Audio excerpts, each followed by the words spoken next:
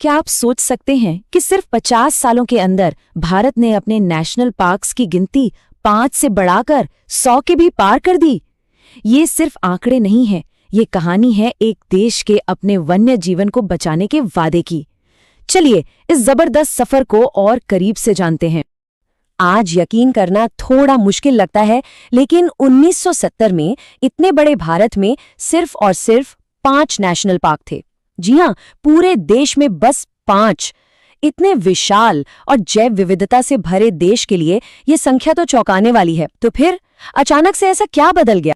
और यही सबसे बड़ा सवाल है कि कुछ ही दशकों में यह गिनती 5 से बढ़कर 100 से ज्यादा हो कैसे गई। ये एक बहुत बड़ा बदलाव है, और इस बदलाव की जड़ एक ऐसे कानून में है जिसने भारत में वाइल्ड लाइफ कंजर्वेशन की पूरी तस्वीर ही हमेशा के लिए बदल कर रख दी। तो चलिए सीधे उसी टर्निंग पॉइंट पे चलते हैं जिसने सब कुछ बदल दिया। साल था 1972 और कानून था वाइल्ड लाइफ प्रोटेक्शन एक्ट। ये वो कानून था जिसने भारत में वन्य जीव संरक्षण को एक नई दिशा दी, एक नई ताकत दी। इस टाइमलाइन को देखिए, सारी कहानी अपने आप साफ हो जाती है। 1970 में हमारे पास थे सिर्फ 5 पार्क। फिर 1972 में वो ऐतिहासिक कानून आया और उसके बाद तो जैसे एक क्रांति ही आ गई। आज हमारे पास 107 नेशनल पार्क्स का एक मजबूत नेटवर्क है। ये सिर्फ एक मामूली बढ़त नहीं है, ये एक कंजर्वेशन रेवोल्यूशन है। तो ये 107 पार्क मिलकर कितनी जगह घेरते हैं? ये सारे पार्क मिलकर भारत की कुल जमीन का 1.53% हिस्सा है। अब सुनने में ये शायद कम लगे, लेकिन जरा अंदाजा लगाइए, ये दिल्ली जैसे शहर के एरिया से लगभग 300 गुना ज्यादा है। इतनी जमीन सिर्फ और सिर्फ कुदरत और वन्य जीवन के नाम। लेकिन देखिए, ये पार्क सिर्फ जमीन के टुकड़े या गिनती नहीं है, ये भारत के कुछ सबसे मशहूर और कीमती जानवरों के लिए आखिरी और सबसे मजबूत किले हैं। चलिए कुछ मशहूर पार्कों को देखते हैं। शुरुआत करते हैं एक ऐसे जानवर से जो अपनी ताकत और एक सींग के लिए जाना जाता है। सबसे पहला नाम आता है काजीरंगा नेशनल पार्क का। जब भी एक सींग वाले गैंडे की बात होती है तो जहन में काजीरंगा का ही नाम आता है। ये पार्क इस शानदार जीव का दूसरा नाम बन चुका है।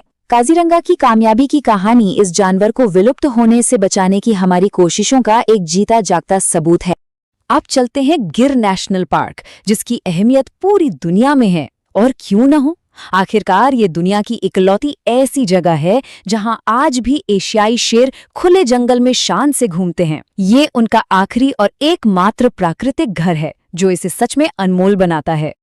और फिर आता है सुंदरबन। ये सिर्फ एक पार्क नहीं, ये तो एक जादुई दुनिया है।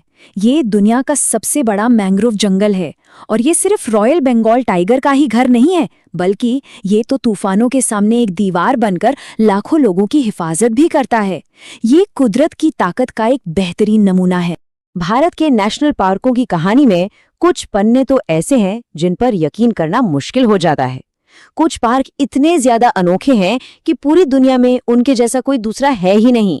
अच्छा, अब क्या कभी किसी ने तैरते हुए पार्क के बारे में सुना है? जी हाँ, सच में, एक तैरता हुआ नेशनल पार्क। अब सवाल है कि ये होता कैसे है। इसका राज छिपा है फुमडी में। फुमडी असल में वनस्पति, मिट्टी और दूसरी चीजों से बने तैरते हुए द्वीप होते हैं। ये इतने मजबूत होते हैं कि इन पर एक पूरा का पूरा इकोसिस्टम जिंदा रहता है।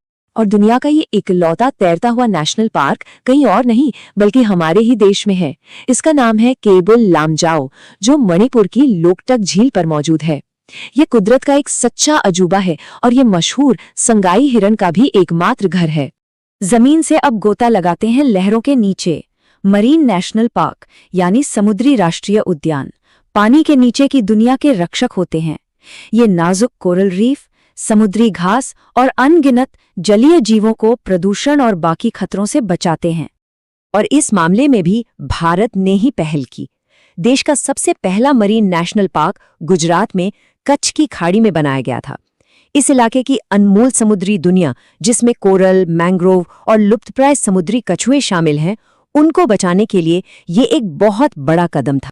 तो चाहे वो पानी पर तैरता हुआ पार्क हो या समंदर के नीचे का अभयारण्य, एक बात तो साफ है, भारत के नेशनल पार्क सिर्फ जानवरों के लिए महफूज जगह नहीं है। ये एक जीती जागती विरासत है जिनकी अहमियत देश की सरहदों से कहीं ज्यादा है।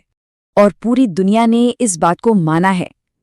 काजीरंगा, केवलादेव, सुंदरबन और मानस जैसे भारत के कई पार्कों को यूनेस्को वर्ल्ड हेरिटेज साइट का दर्जा दिया गया है।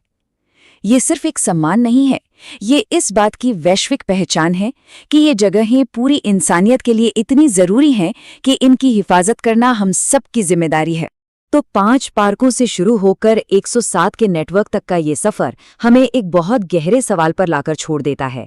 संरक्षण का ये विशाल नेटवर्क एक देश के तौर पर भारत के अपने जंगलों और वन्य जीवों से किए गए वादे के बारे में क्या बताता है? शायद यही कि विकास और संरक्षण दोनों साथ साथ चल सकते हैं, और ये एक बहुत ही ताकतवर और उम्मीद से भरी सोच है।